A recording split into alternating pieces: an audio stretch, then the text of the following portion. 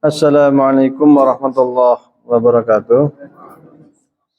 Alhamdulillah wassalatu wassalamu ala Rasulillah wa ala alihi wa sahbihi wa mawalah wa man tabi'ahum bi ihsanin ila yaumil qiyamah. Amma ba'du. Sama sekalian yang kami hormati,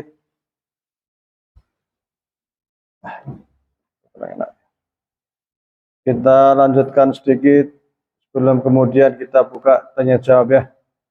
Kira-kira kalau ada yang tidak bertanya, nanti kita buka tanya jawab lah. Di kawasan Timur Tengah, lagi-lagi Timur Tengah ini. Ini dulu ada wilayah daerah sebuah negara pada masa Perang Dingin. Perang Dingin itu usai Perang Dunia II, tahun 45. Setelah itu, tahun 45, setelah Jepang dibom, Nagasaki, Hiroshima dibom, kemudian Jerman kalah, maka muncul yang namanya Perang Dingin. Perang Dingin itu terdiri dari dua blok. Yang satu namanya blok Barat, yang kemudian membentuk persatuan namanya NATO. Sampai sekarang masih ada ya, NATO. Kemudian terdiri dari Amerika dan Eropa Barat. Kemudian blok Timur, yang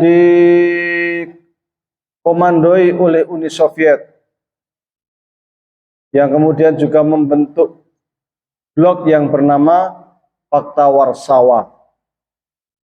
Antara Uni Soviet beserta sekutunya dan Amerika beserta sekutunya ini saling saingan, lomba senjata, dan mereka kalau perang itu pakai tangan kedua, persis kayak zaman sekarang.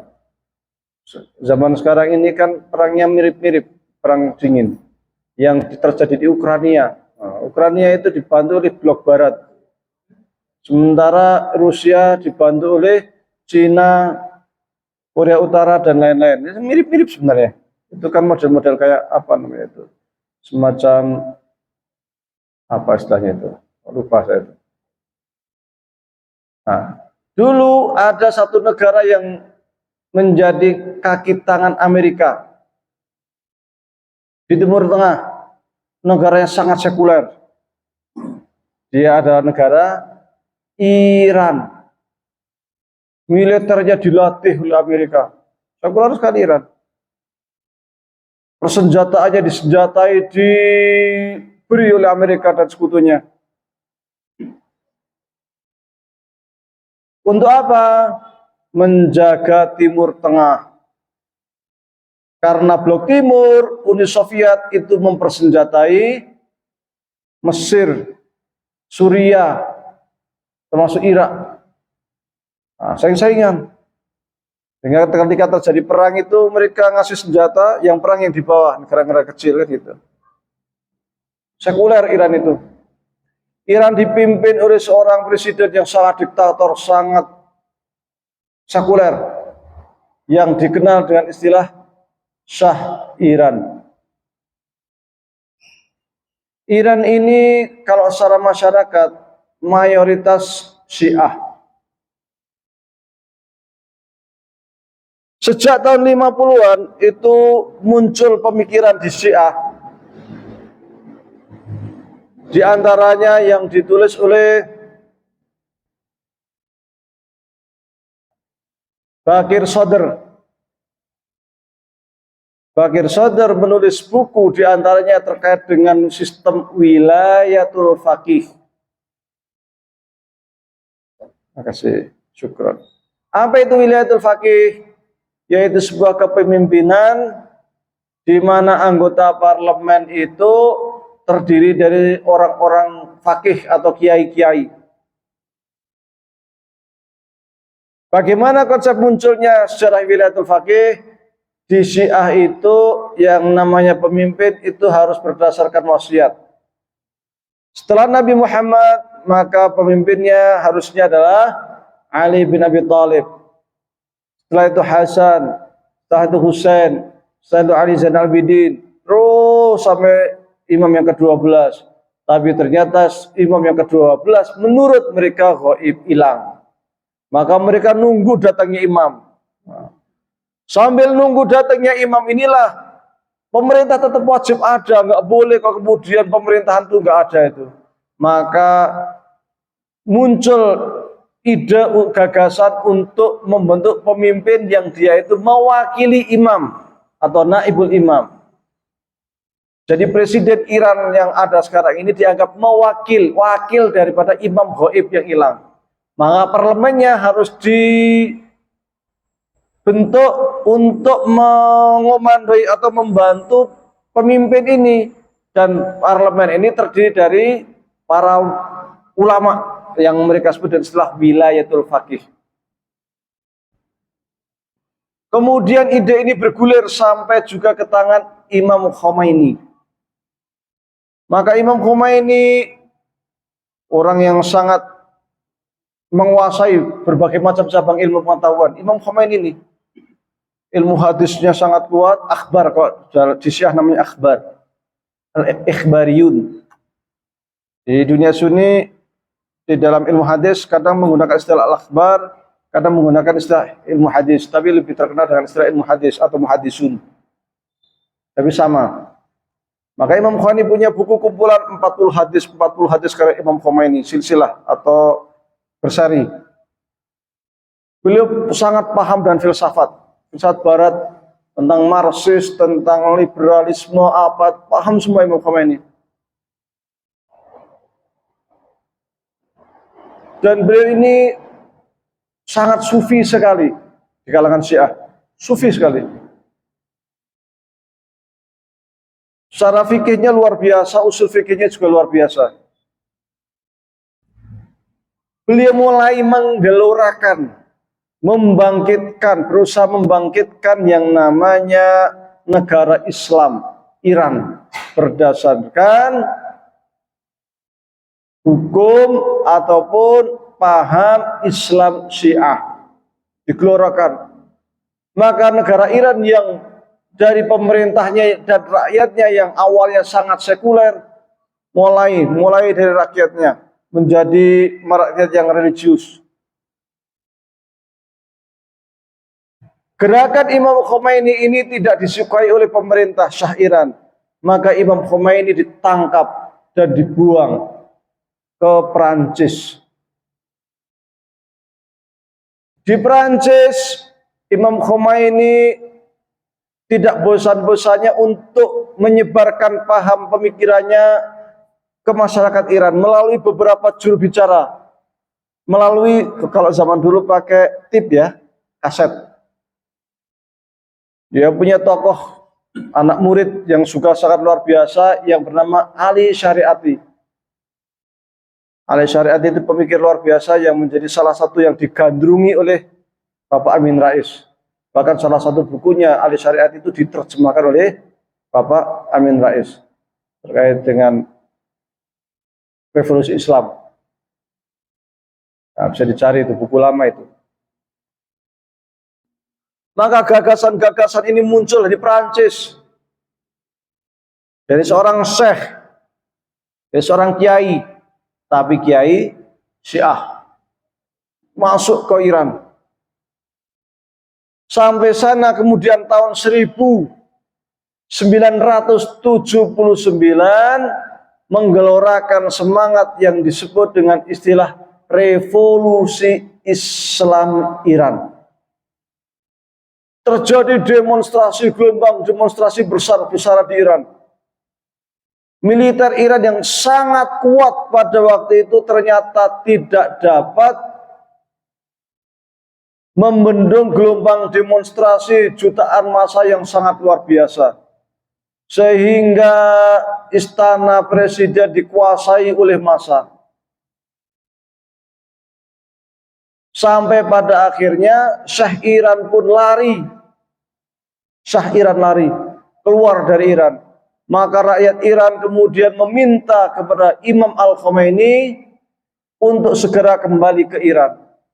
Imam Khomeini menggelorakan semangat revolusi Islam Iran dari Prancis, dari pembuangan. Dia ke Iran, maka kemudian didapuk menjadi pemimpin revolusi Iran. Iran yang awalnya sangat sekuler berubah menjadi sebuah republik Islam yang menerapkan hukum Islam. Syah Iran ini lari kemana-mana, terbang ke sana kemari, tidak diterima karena berat, takut semua. Takut, wah nanti kalau diterima nanti Iran ngamuk gitu. Akhirnya Mesir yang waktu itu dipimpin oleh Jamal Abdel Nasser, kasihan ke sana kemari, ke Prancis gak diterima, ke Inggris gak diterima, sakit teman gitu kan. Diterima di Mesir sampai akhirnya meninggal di Mesir, dikebumikan di Mesir. Iran marah. Akhirnya kedutaan besarnya Iran yang di Mesir ditarik.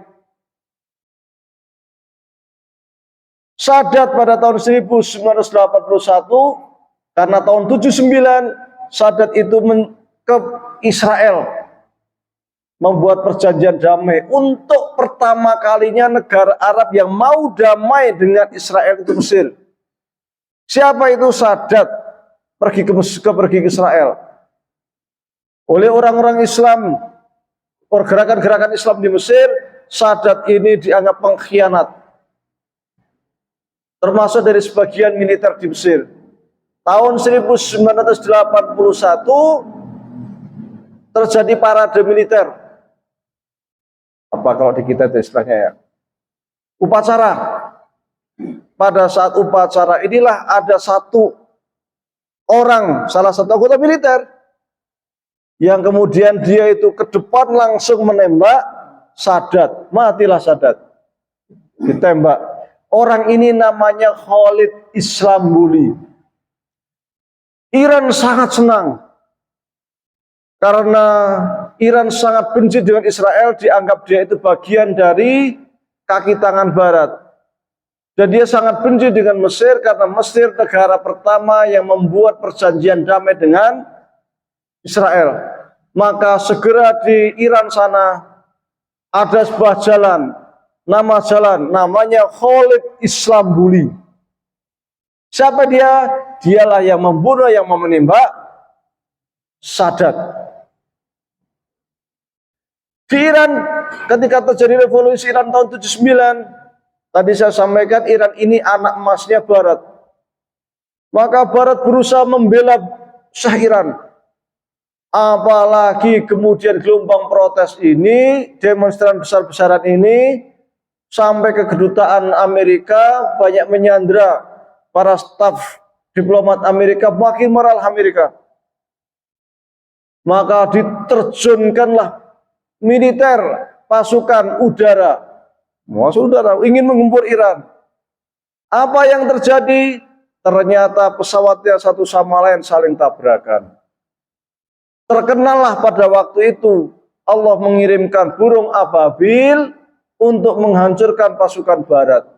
Gagal total, Amerika menyerang Iran.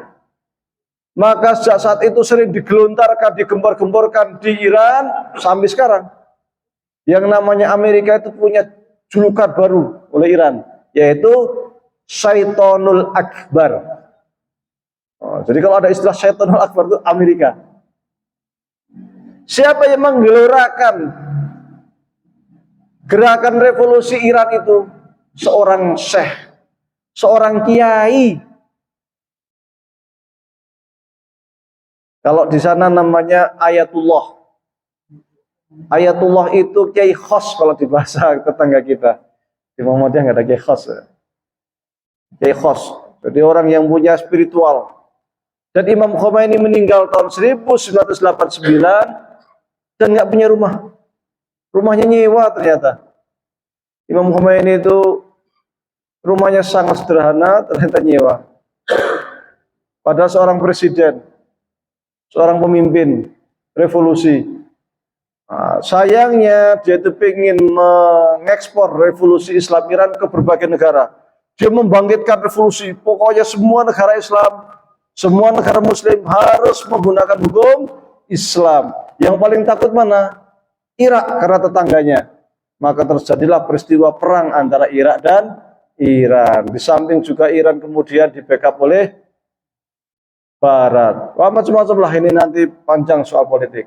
Tapi intinya adalah bahwa gerakan-gerakan besar itu sering terjadi oleh seorang tokoh penggerak, seorang fakih, seorang kiai yang luar biasa. Maka benarlah kata mutiara atau mahfudat ya, atau syair bahwasanya seorang fakih itu jauh lebih ditakuti dibandingkan dengan 1000 abid orang awam. Tapi sebelum masih ada waktu 10 menit, sekiranya ada yang hendak bertanya, kami persilahkan.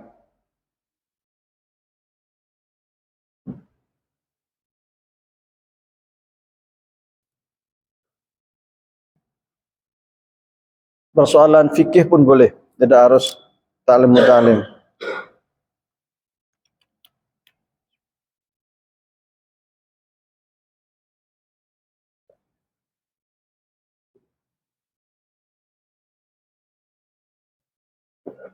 Taib, nampaknya sudah lelah karena dari maghrib ya. Mudah-mudahan bermanfaat. Sebentar lagi kita Ramadan. Barangkali nanti jadwalnya berubah di Ramadan ya. Ya, kita berdoa bersama, mudah-mudahan kita mendapatkan keberkahan di bulan Ramadan. Sya'ban, Ramadan kita mendapatkan keberkahan. Allahumma barik lana fi Rajab wa Sya'bana wa balighna Ramadana waghfir lana dzunubana. Allahumma barik lana fi Rajab wa Sya'bana wa balighna Ramadana waghfir lana dzunubana waghfir lana dzunubana wa balighna Ramadana. Aqulu qouli hadza wa astaghfirullah wa lakum. Assalamualaikum warahmatullahi wabarakatuh.